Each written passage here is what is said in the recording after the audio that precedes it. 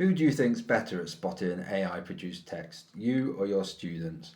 Well, students are really good at spotting AI produced videos and voices in their social media, and they're probably really good at spotting AI produced text as well. Are we that good yet? Well, let's see. I'm going to give you a few tricks and tips to keep an eye out for. So stick around to the end and bookmark this and let me know what you think. Are you good at spotting AI produced text? There's definitely a feel to it, isn't there? You can normally jumps out at you. But let's have a look at this graph. This is how the use of the word delve has exploded in academic text since around 2022 when ChatGPT and such came to the fore. So ChatGPT loves the word delve. So if you see that in your students' text, they've probably used AI, and they're probably going to notice it if you use it in anything that you put on the board.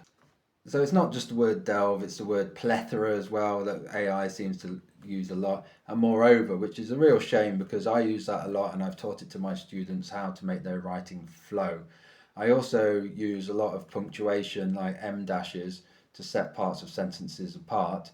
But if you haven't taught that or you've never seen it being used in your students' work before and suddenly it's in there, that's something that's a bit of a giveaway, isn't it? So look out for parts of passages and paragraphs that are really well polished in amongst sentences that are more like your student's normal voice.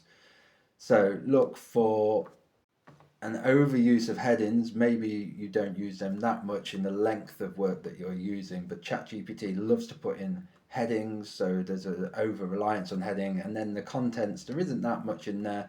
Maybe it reads like a Wikipedia article. These are telltale signs that your student is relying too much on AI, and you've got to move them away from that. They've got to be using it as a research tool, applying critical thinking, and importantly, if you've shared the mark scheme with them, get them to assess their work against the mark scheme to see where they're lacking and importantly how they can move it up themselves, not relying on ChatGPT, to the upper boundaries, the upper grades that they want to achieve.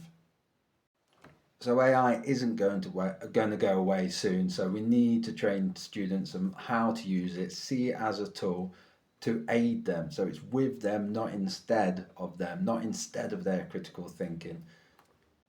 So, have you spotted AI generated text in your classroom or homeworks? Or do you think that sometimes students look at your work and wonder if you used AI?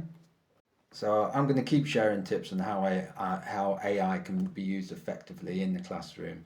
So, keep tuned for more.